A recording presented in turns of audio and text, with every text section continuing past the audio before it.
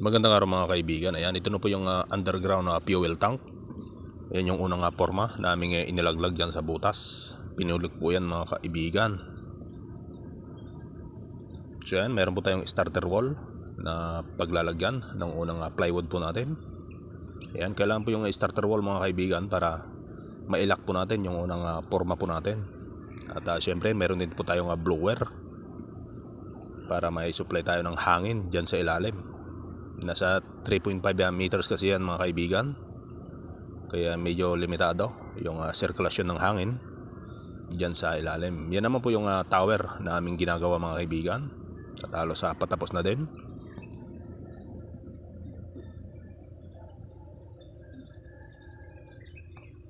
Ayan yung wall nya, yung ating popurman dyan paikot.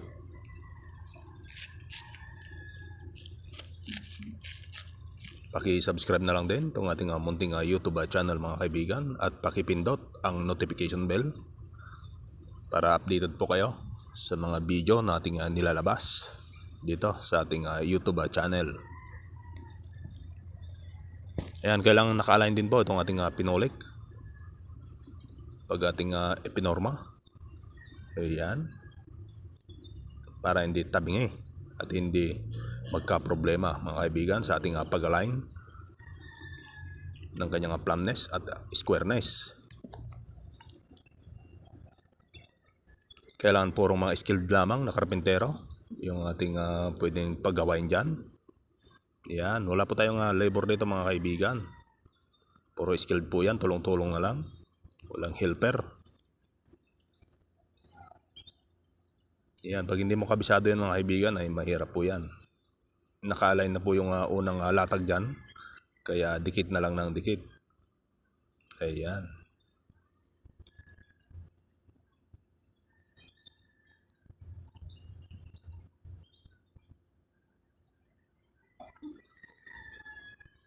Medyo nasira yung ating circular saw, kaya nagmamano-mano itong ating mga kasama.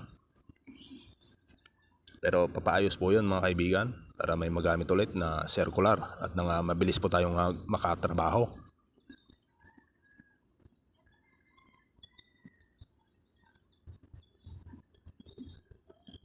Ayan po yung tower. Yung genset po niyan ay amin nang ginagawa, yung lagayan ng kanyang mga krudo. Ayan yung underground fuel tank.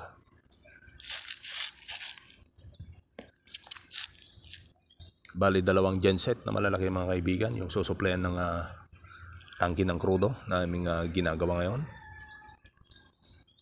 Ayan, patuloy pa rin yung paglalagari nila mga kaibigan.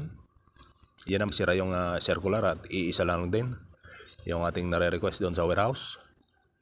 Patapos na kasi, kaya yung ibang mga gamit natin, power tools, ay nilipat na doon sa mga ibang mga project.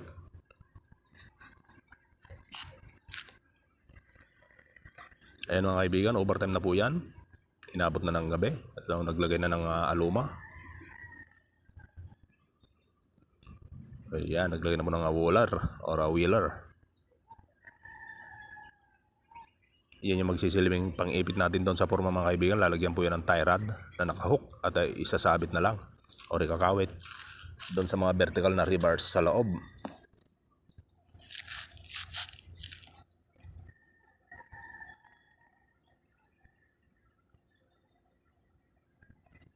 Ayan mga kaibigan, hindi rin po basta-basta nagkakabit yan. Kailangan maganda yung kanyang spacing para yung pressure ng buhos ay kakayanin niya.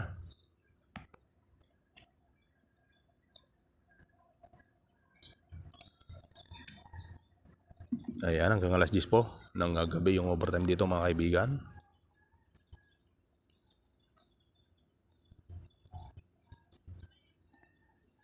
Yan po yung tinatawag namin na first lift. Yan, 2.44 po yan mga kaibigan, dahil meron na isang starter wall, menos 300 na lang. Kung ilan yung natira, yun po yung magiging first lift. Ayan mga kaibigan. May nagkakabit na sa loob, mayroon ding nag-aabot dito sa taas, at tulong-tulong yung ating mga kasama mga kaibigan. Ganyan po dito sa construction. Lalo kung admin ka, all around.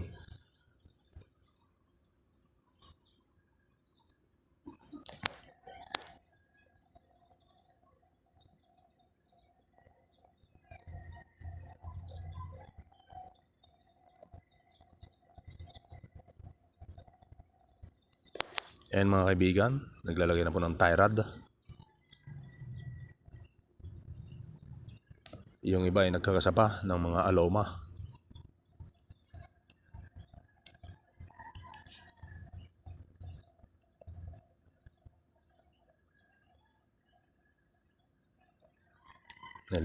Kailangan maging may din tayo mga kaibigan sa ating pagtatrabaho para iwas aksidente.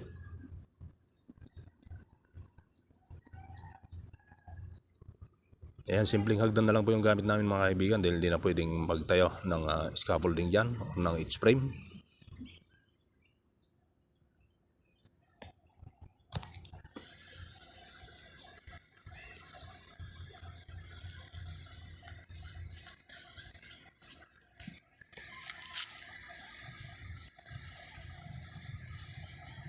Ayan guys, yung tower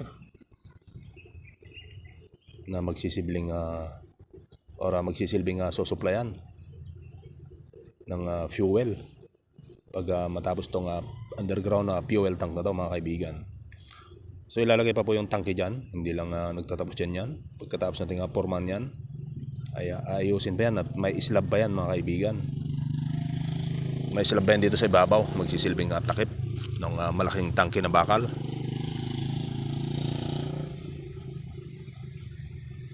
Ayan mga kaibigan, 16mm yung tie rod natin dyan na nakahook yung dulo at nakakawit lang or nakasabit dyan sa mga vertical bars.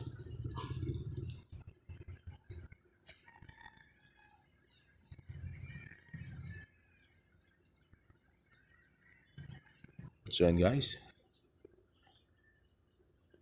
panibagong araw ulit ang aming pagtatrabaho.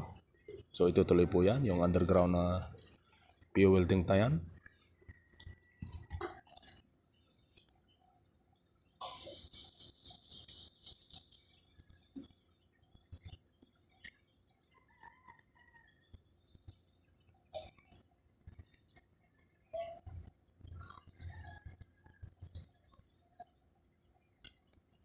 Kailangan matibay na matibay yan mga kaibigan dahil mabigat po yung buhos.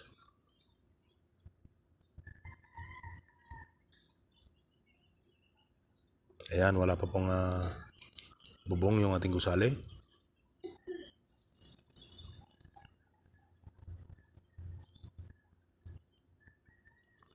Ayan mga kaibigan, patapos na yung pag-aaloma natin. Nakalak na din yung mga tie rod. Mayroon ng double pipe.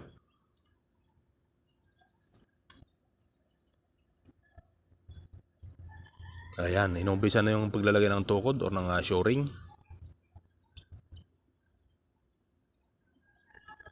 Para hindi ma-disalign yung ating mga forma pag ito bubuhusan na. Kailangan i-secure natin yung tukod yan mga kaibigan para hindi bumuka o bumigay yung ating forma habang binubuhusan, kasi gagamitan pa yan ng vibrator, concrete vibrator mga kaibigan Ayan.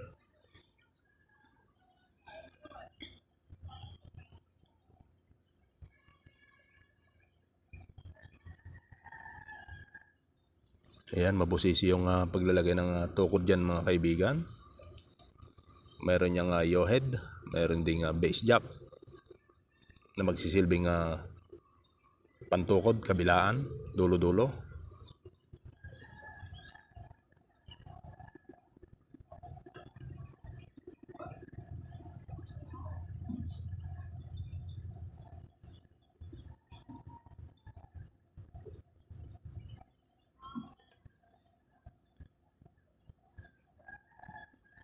Ayan, medyo mabigatan yun mga kaibigan, yung mga ganyang tukod or shoring.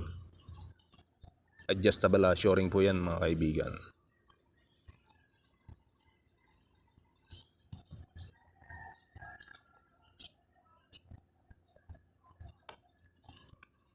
Ayan, sa mga hindi pa po nakaka-subscribe dito sa ating munting YouTube channel, paki-subscribe na lang din po at pagkapindot ang notification bell para updated po kayo sa mga video nating i-upload.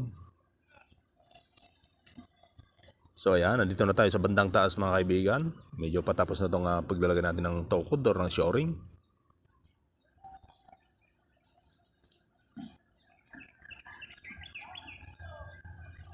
Ang sunod po ng proseso niyan ay i-align na po yan.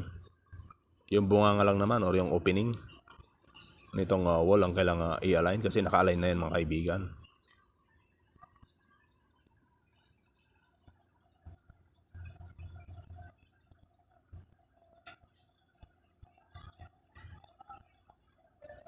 Ito na yung first lip ng forma natin.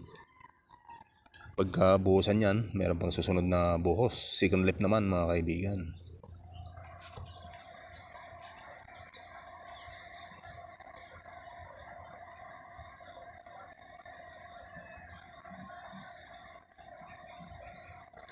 Ayan, tapos na itong ating mga shoring.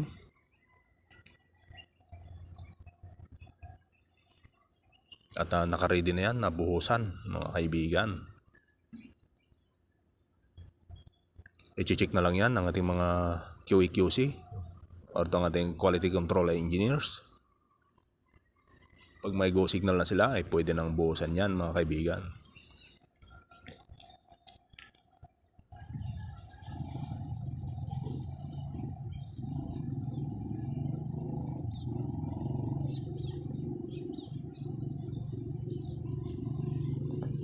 Ayan, secure na secure itong ating mga tukod mga kaibigan. Hindi pwedeng bumigay yan para iwas rectification, iwas gastos sa materyales. Kailangang matibay na matibay bago natin pabuhusan mga kaibigan.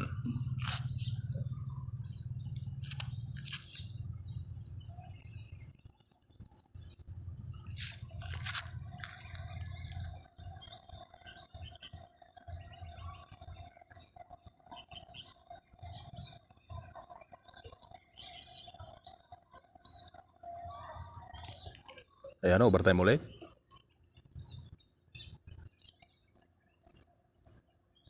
At naka-ready ng buhusan yan mga kaibigan. Ayan, ina-align na lang itong bunganga nitong ating underground fuel tank.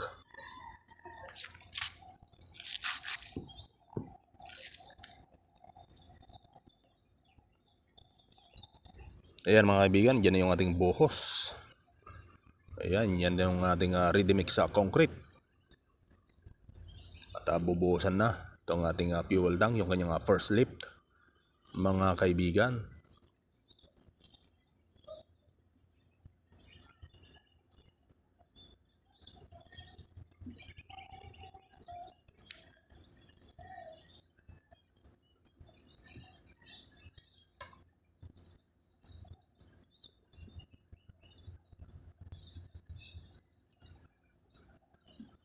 Ayan, meron ng alulod. Ayan, kasalukuyan ng nagbubuhos mga kaibigan para sa first lift nitong ating underground fuel tank para dito sa gusali nating ginagawa.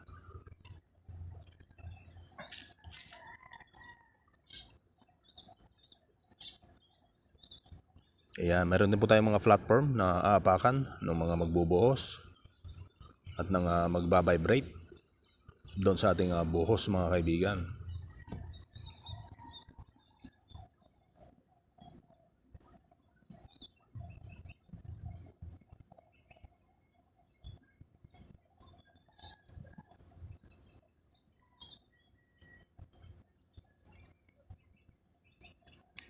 Ayan, medyo tuyo tong ating buhos kaya mabagal umusad dyan sa alulod.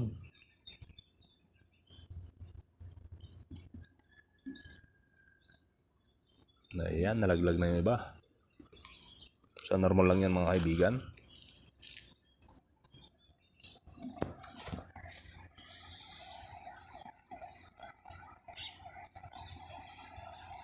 Ayan, halos-halo ayaw malaglag ng mga graba doon sa ating mga bakal sumasabit.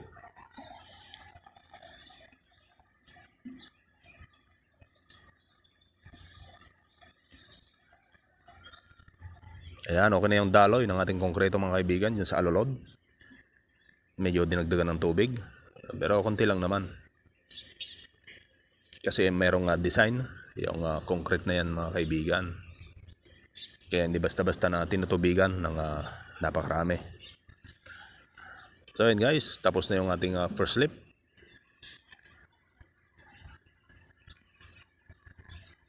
Ayan, nagbabaklas na ng forma para maiangat natin sa second lip naman.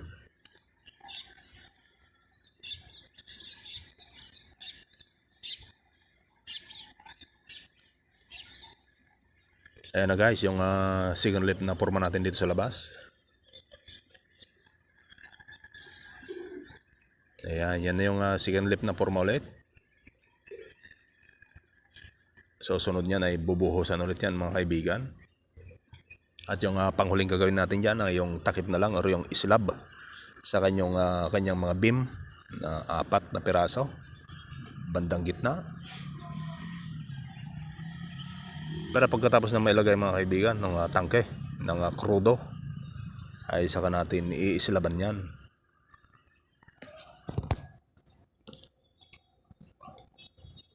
Ayan, nakaabang pa rin yung ating water pump doon sa ilalim. Dahil kung sakaling may malakas na ulan at magkatubig sa ilalim ay meron po tayong pansip-sip.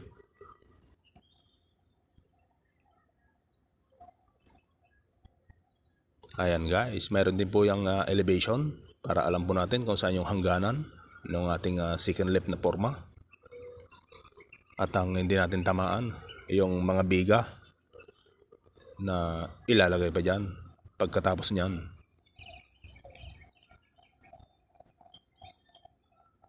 Ayan, may tie rod ulit mga kaibigan. Kailangan matibay na matibay pa rin yan. Hindi pwedeng bumigay. Kailangan 0-0 yung kanyang squareness.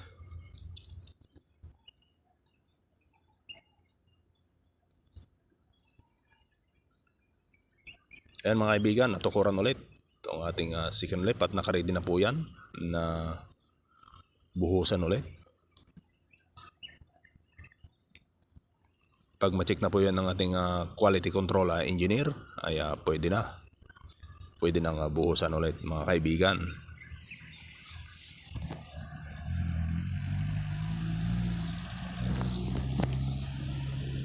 Ayan, okay na yung mga tukod natin.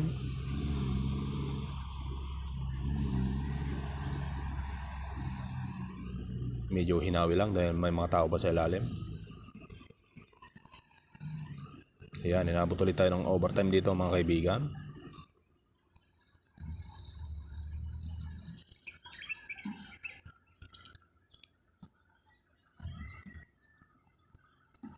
Ayan, ganyan po dito sa kumpanya. Meron pa tayong overtime.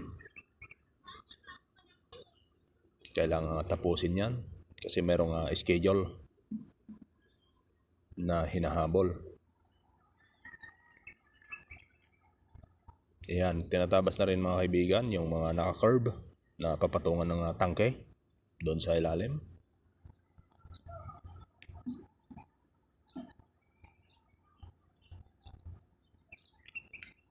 At siyempre yung ating mga seruho at mga butas-butas na din yung ating pinulik, kailangan din matakpan para hindi tumagas yung ating halo mga kaibigan.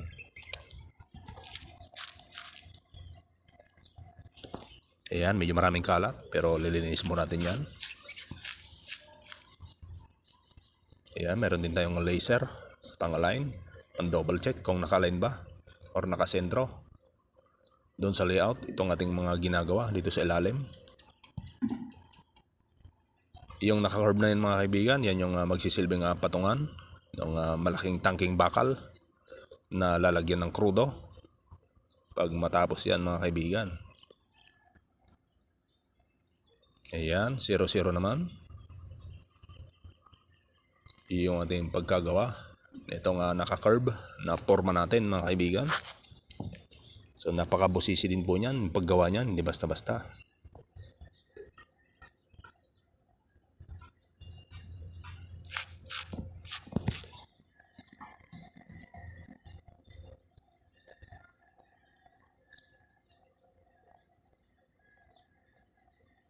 Ayan mga kaibigan, okay na yan. Nakaready na ulit yan na buhusan. So ayan na nga, binubuhusan na itong second lap ng ating forma dito sa underground fuel tank nitong gusali na ating ginagawa.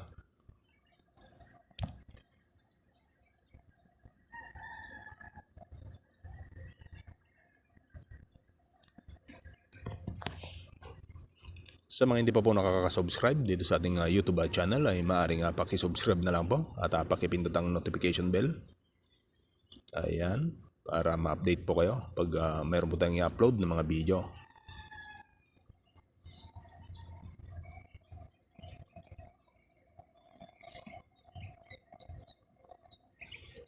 Ayan mga kaibigan, Deacon, yung ating ready mix sa Concretazo flyer.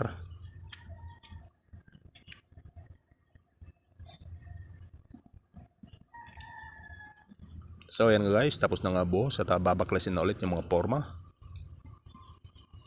At ang sunod na proseso niyan ay ang islab na yung ating isusunod. Pero medyo matagal-tagal pa dahil ayusin pa yung ilalim niyan. Re-rectify pa, kailangan 0-0 yung sukat nun bago ilagay yung tangke dyan o ilaglag.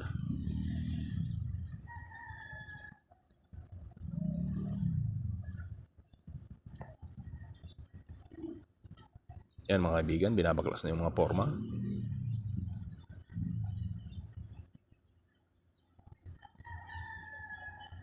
Andiyan din yung ating bobcat, yung napakabilis sa panghakot ng materialis dito.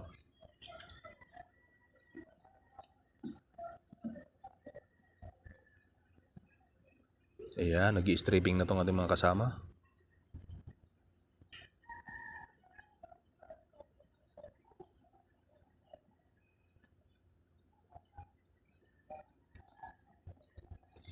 Yan naman yung mga base jack at yaw-head mga kaibigan.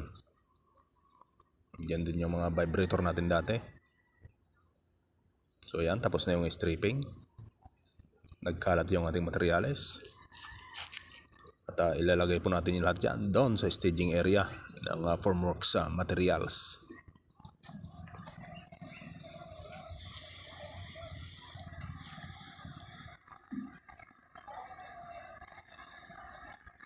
Ayan, tulong-tulong yung mga kasama natin dito para mabilis itong mabaklas.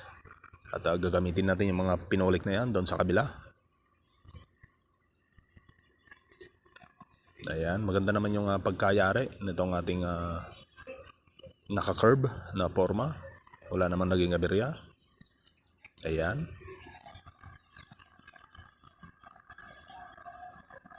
Ayan mga kaibigan, dyan po ipapatong yung malaking bakal na tangke ng crudo. Pag matapos po yan.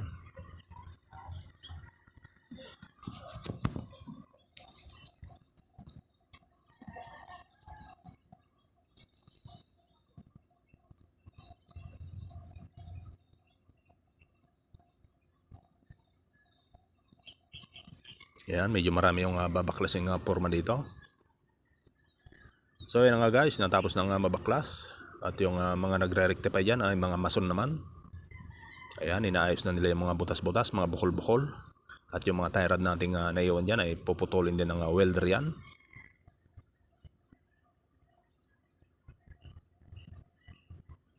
Ayan, maraming salamat po sa inyong panonood dito sa ating mga video dito sa YouTube. At paki-subscribe na lang din po mga kaibigan at pakipindot ang notification bell para updated po kayo sa sunod po nating mga video. Pasensya na po kayo kung medyo utal-utal po tayo mga kaibigan. Ayan, maraming salamat po ulit.